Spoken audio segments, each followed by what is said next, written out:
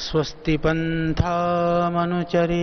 सूर्याचन्द्रमसा विव पुनर्दधता घ्नता जानता संगमे महि। ओम शांति शांति शांति। हमें ज्ञात है दिल्ली में एक विद्यालय में जो आपके एक तरह से सहकर्मी, सह सेवा और शिक्षा दान देने में लगे हुए एक अध्यापक बंधु का एक पीड़ादायक, हृदय को व्यथित करने वाली उनके साथ घटना घटित हुई और वो यहाँ इस लोक से प्रयाण कर गए और आप सबको पीड़ा हुई प्रातः काल भी। इसीलिए आप सबका मन पीड़ित था। उनके प्रति अपनी सहानुभूति, अपनी संवेदना, अपना शोक प्रकट करते हुए अपना साथ प्रदान करने के लिए प्रातः काल की कक्षा नहीं हुई, मुझे पता है। संवेदनात्मक, जब भावनात्मक हमारी संवेदनाएं कहीं जुड़ी होती हैं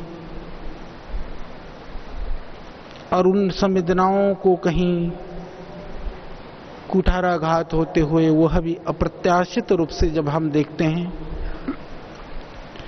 और अकारण देखते हैं तो और भी पीड़ा होती है। वस्तुतः योग से दोनों चीजें होती हैं। यदि हम बच्चों को उन मानवीय संवेदनाओं से परिपूर्ण कर सकें, उनके हृदय में उसको यदि हम भर सकें कि यह क्या कर्तव्य है, क्या अकर्तव्य है, क्या व्यवहार है, क्या अव्यवहार है, क्या मर्यादाएं हैं, क्या सीमाएं हैं, यदि हम इसको भर सकें तो शायद जीवन में, देखिए जितने भी आज जवान हैं वह भी एक दिन बच्चे थे और जो आज बुजुर्ग हैं वह भी एक दिन बच्चे थे। हम जीवन के किसी भी शिखर पर हैं, किसी भी आयु सीमा पर हैं, किसी भी कार्य क्षेत्र पर हैं, कहीं पर भी कुछ भी योगदान दे रहे हैं। यह सत्य है कि हमारा प्रारंभ हमारे शैशव और बचपन के समय से प्रारंभ हुआ है। इसीलिए उस बचपन को यदि हम बचा पाए, उस बचपन में कुछ हम प्रदान कर पाए, कुछ भर पाए उनके हृदय में, उनके दिल और दिमाग में, तो वह हमेशा स्मरण रहता है। अपने भी जितने भी गुरुजन आप बैठे हैं, आप कभी थोड़ा सा जब बैठते होंगे, थोड़ा भी आपको समय हो तो आप देखेंगे कि आपको बचपन की बहुत सारी बातें याद हैं, बहुत सारी घटनाएं आपको स्मरण हैं, परंतु इस आयु की बहुत सारी बातें, वो कल क्या हुआ था आज भी याद नहीं रह पाता है।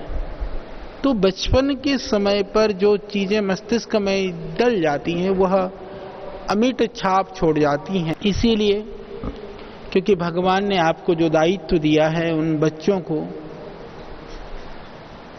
उस मिट्टी को एक स्वरूप और आकार प्रदान करते हुए एक भव्य स्वरूप तक पहुंचाने में, एक सांचे में डालने का कार्य आपको करना है। और दूसरी बात मैं यह भी कहना चाहता हूं, उस दायित्व के साथ में आपके साथ जुड़ा है योग। योग एक बहुत गहन और विशाल और बृहद विषय है। उस दिन भी मैंने आपको कहा था, प्रथम दिन जब मैं आया था, वो इतना गहरा और इतना बृहद और महत है कि बड़ा से बड़ा जो तैराक है, बड़ा से बड़ा जो ज्ञानी है, वह भी उस गहराई की जो थाह है वह नहीं पा सकता है। और इसी तरह से जो बहुत छोटा से छोटा बच्चा भी है वह निर्भय होकर के उस किनारे पर खेल सकता है। यह योग की विशेषता है। तो उस योग गंगा में स्वयं डुबकी लगा करके उस रत्न को प्राप्त कर उस रत्न से हमको सबको माला माल करना है। यह एक और बड़ी जिम्मेदारी है। यदि हम बच्चों को उस तरह से तैयार कर पाएंगे, आने वाला हमारा देश, आने वाला हमारा समय वह बहुत ही दिव्य होगा, भव्य होगा। यहाँ पर भ्रष्टाचार, अत्याचार, अनाचार, दुराचार या किसी को कोई पीड़ा देने की कोई भावना से रहित मानवता के निर्माण हम कर पाएंगे, यह हमको विश्वास है। यह आप लोगों के हाथों से होगा। एक भी अच्छा बच्चा बन जाता है, एक भी अच्छा मानव निर्माण हो जाता है, वह लाखों लाखों जीवन में खुशियां भर सकता है। और एक यदि मानव की जगह पर दानव तैयार हो जाए, वह लाखों लाखों जीवन में अंधेरा भर सकता है।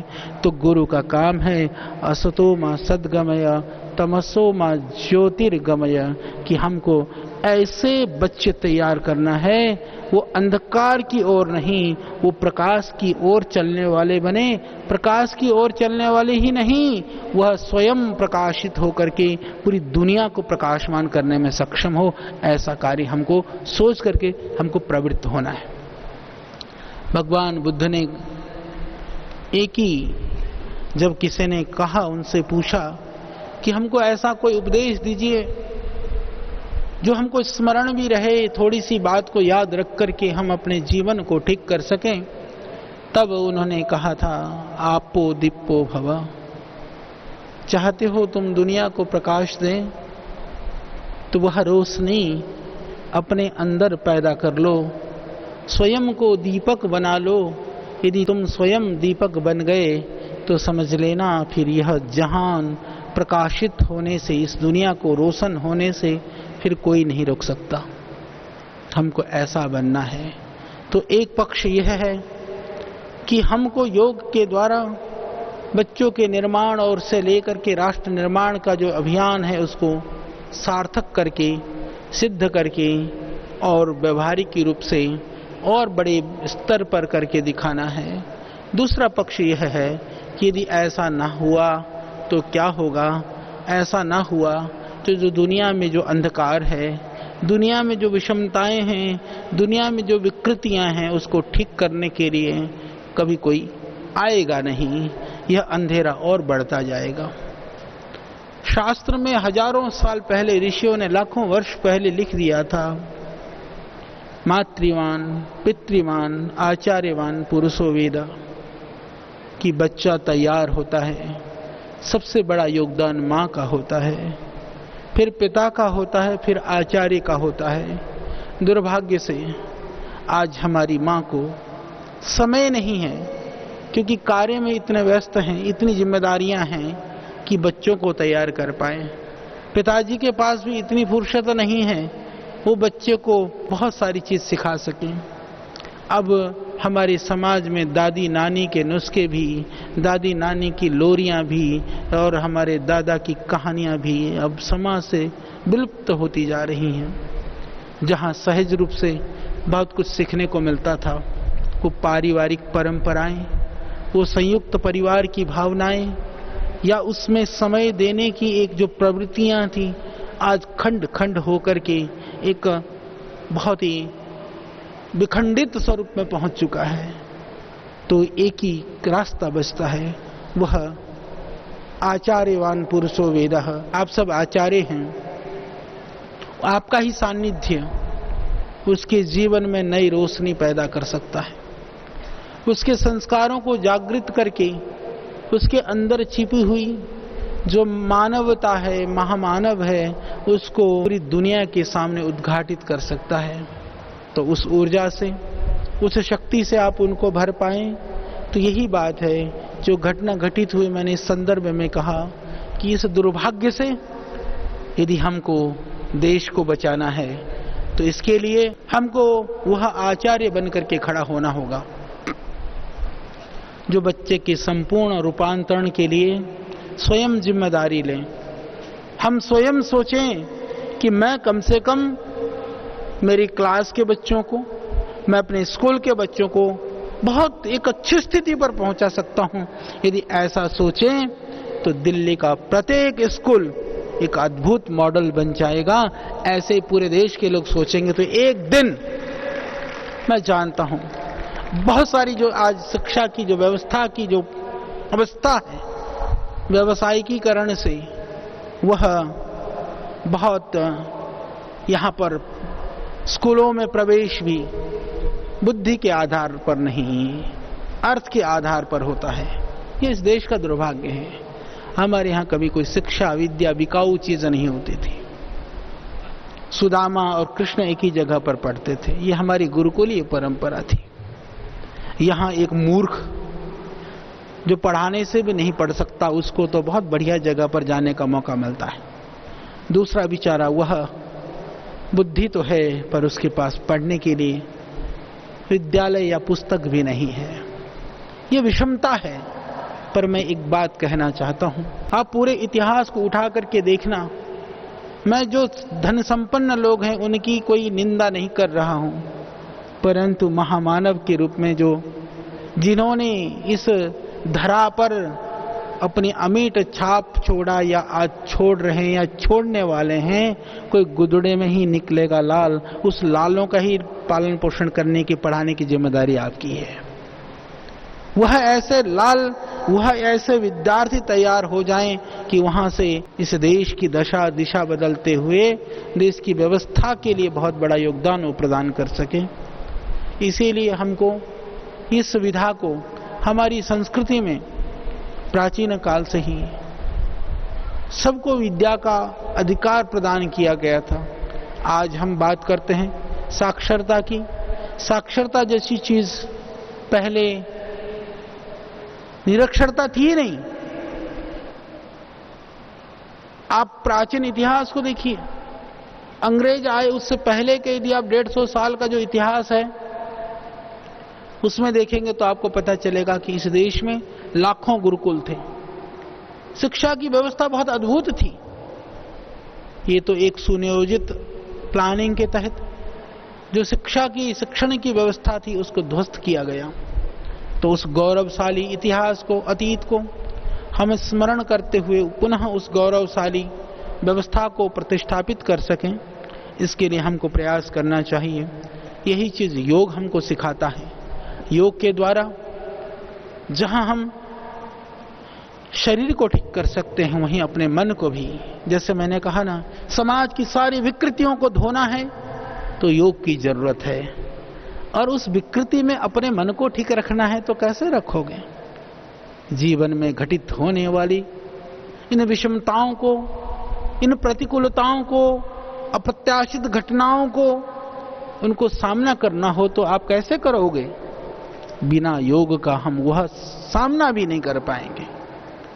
प्रतिदिन बढ़ती हुई जो हार्ट अटैक की घटनाएं, ब्रेन हेमरेज हो रही हैं, कहीं कोई सुसाइड करके मर रहा है, ये क्या है?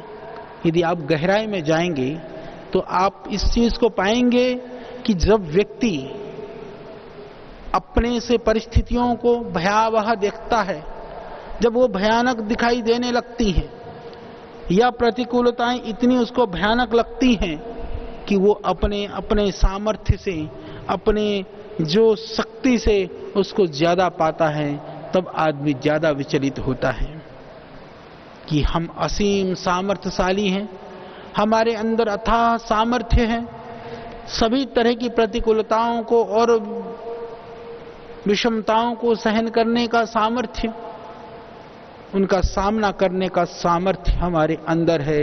यदि ये भाव कहीं से जागृत हो सकता है तो वह भी योग के द्वारा ही जागृत हो सकता है। स्वयं को दृढ़ बना करके इस संसार को दृढ़ बनाने का मार्ग योग से ही शुरू होता है। यह योग की छोटी छोटी क्रियाओं से लेकर के, विधाओं से लेकर के बड़े बड़े रहस्य की बातें, यम, नियम, आसन, प्राणायाम, प्रत्याहार, धारणा, ध्यान, समाधि, जो महर्षि पतंजलि ने अष्टांग योग के रूप में हमको प्रदान किया। सत्य, अहिंसा, स्त्य, ब्रह्मचर्य, शौच, संतोष, तप, स्वाध्याय, स्वर्ण प्रणिधान, ये सब विधाएं उनका यह मूर्त जागृत और बहुत गहरा स्वरूप है। हम उसको भी जानें और इसको जानते हुए देखो बीमारियां कहीं भी आ सकती हैं। शरीर की बीमारी इतनी खतरनाक नहीं होती जितनी मन की बीमारी होती है, क्योंकि शरीर की बीमारी घटती और बढ़ती थोड़ा आराम आराम से है। एकदम नहीं, घुटने का दर्द है तो एक दिन में ऐसा नहीं होगा कि थोड़ा थोड़ा दर्द हो रहा तो अगले दिन चलना ही बंद हो जाए। भगवान न करे कोई एक्सीडेंटल केस हो जाए तो अलग बात है। कई बार ऐसा होता है कि लीवर किडनी खराब हो रही, पता नहीं चल रहा, तो वो सडनली ऐसा लगता है कि एक दिन में तो नहीं खराब हो गई, पर एक दिन में खराब नहीं होती है, वो धीरे धीरे होती है। पर मन की बीमारी धीरे धीरे नहीं होती है। कभी आदमी आवेग में आता है, उद्वेग में आता है, क्रोध में आता है, एक क्षण में न जाने कुछ ऐसा कर बैठता है, फिर उसकी जो पूर्ति जीवन भर भी नहीं होती है। इसीलिए न केवल शारीरिक आवेगों को, शारीरिक विकारों को, अपितु मानसिक आवेग और उद्वेगों को भी यदि कहीं से रोका जा सकता है तो वह मात्र योग के द्वारा ही रोका जा सकता है। दूसरा कोई भी रास्ता नहीं है, उसकी कोई औषधि भी नहीं है। ये बताइए, दुनिया में कोई क्रोध कम करने की दवाई है क्या? कहीं नहीं है, पर योग में है। हमारे अंदर उठती हुई जो वासनाएं हैं, जो विकार हैं, उनको दूर करने की कोई दवाई है दुनिया में? नहीं है, योग में है। तो इसीलिए इस योग की उपादेयता वह सार्वभौमिक है, सर्वांगीण है, सबके लिए है। न ये जाति की बात करता है, न धर्म या मजहब की बात करता है, न ये प्रांत या सीमाओं की बात करता है।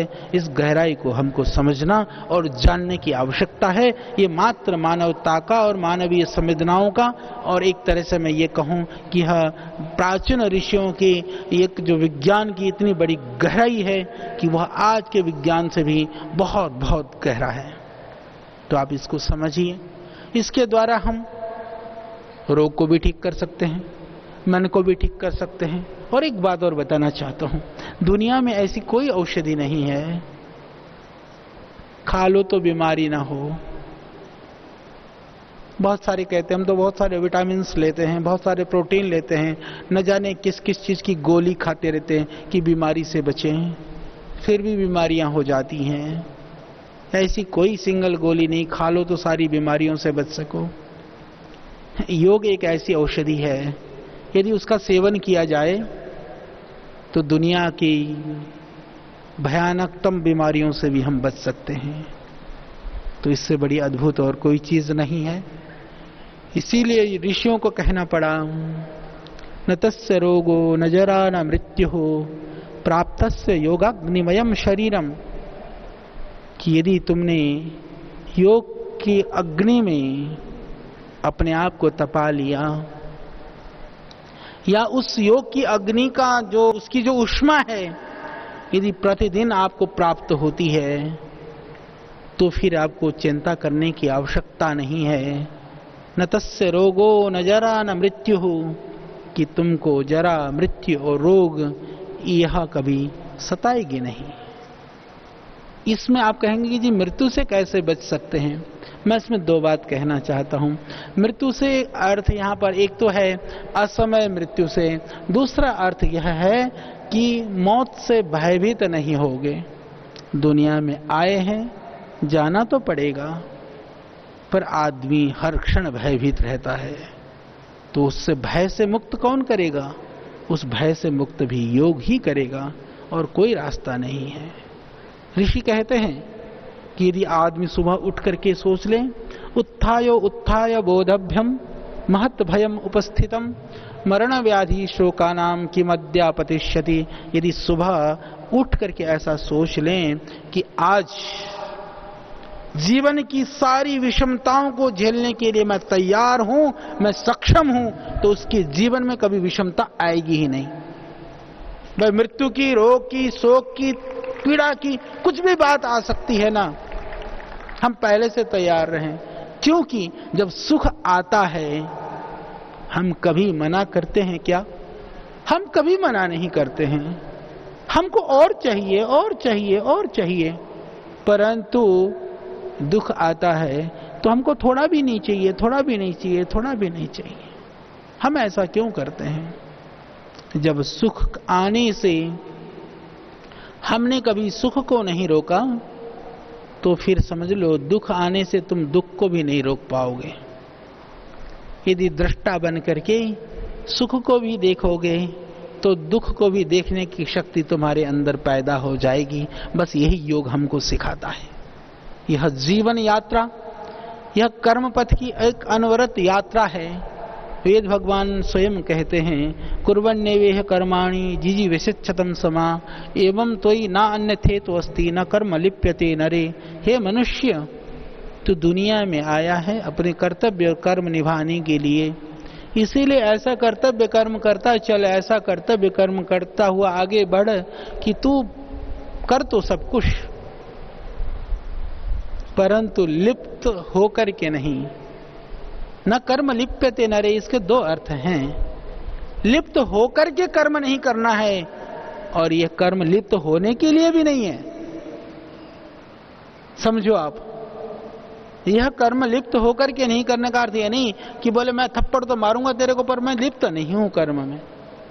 पर तू कर्म में लिप्त रहे न रहे, वो कर्म तेरे को लिप्त कर देगा। इसलिए दोनों चीज से बचना है, लिप्त भी नहीं होना है और ऐसे कार्य भी नहीं करना है कि जिससे कि हमारे को चित्त में ऐसे संस्कार बन जाएं, हम फिर कर्म के बंधन में बंध जाएं। उसके लिए बहुत सुंदर कहा कि मन एव मनुष्याणाम कारणम बंध मोक्षयो। सिंपल सी बात है। यह मन एक ऐसा साधन है, एक ऐसा साधन है कि इससे हम इस दुनिया से मुक्त होने के साधन को भी पैदा कर सकते हैं। और मन एक ऐसा साधन है, इससे हम दुनिया में बंधने के साधन को भी पैदा कर सकते हैं। ये हमारे हाथों में है। हमको बंधन मुक्त होना है तो भी मन को साधन बना के चलना होगा। यदि दुनिया में बंधना है तो भी मन साधन बन करके ही हमको बांधेगा। यह हमको तय करना है। जब हम दुख नहीं चाहते हैं तो मन से मुक्त होने के रास्ते को हमको तलाश करना होगा। और मुक्ति और बंधन यह पदार्थों से नहीं, यह स्वभाव और मन से होता है। इसलिए मैंने मन की बात की, तो वह उस मन को उच्च स्तर पर पहुंचाने का कार्य। मैं अभी कुछ दिन, मैं क्योंकि आजकल एक पुस्तक लिख रहा हूं, किताब लिखने का कार्य निरंतर चलता रहता है बाकी काम करते हुए भी, तो मैं उसको पढ़ रहा था। यथा पिंडे तथा ब्रह्मांडे, आपने सुना भी होगा। और इसकी व्याख्या भी बहुत तरह से की जा सकती है।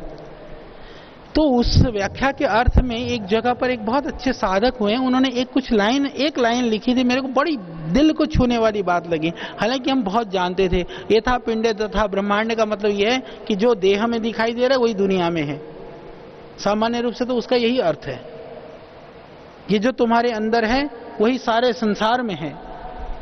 परंतु इसका अर्थ उन्होंने जो किया था वो बहुत अद्भुत था। मैं आपको सुना देता हूं। वो कहते हैं कि जो तुमको लगता है वो तुमको दिखता है। समझो, जो तुमको लगता है वो तुमको दिखता है। मैं समझा देता हूं। ये मेरे को प्यारे लगते हैं तो मुझे प्यारे दिखते हैं, ये मुझे बेप्यारे लगते हैं तो बेप्यारे दिखते हैं। ये इसका अर्थ यही है। आदमी तो वही है, बैठे हुए डॉक्टर जयदीप जी यहाँ बैठे हैं, जैसे अब आप में से एक दूसरे का बहुत अनुराग हो, वो बड़ा अच्छा लगने लगता है, आदमी तो वही हो जाए। और खटपट हो जाए तो वही बेप्यारा देखने लगता है।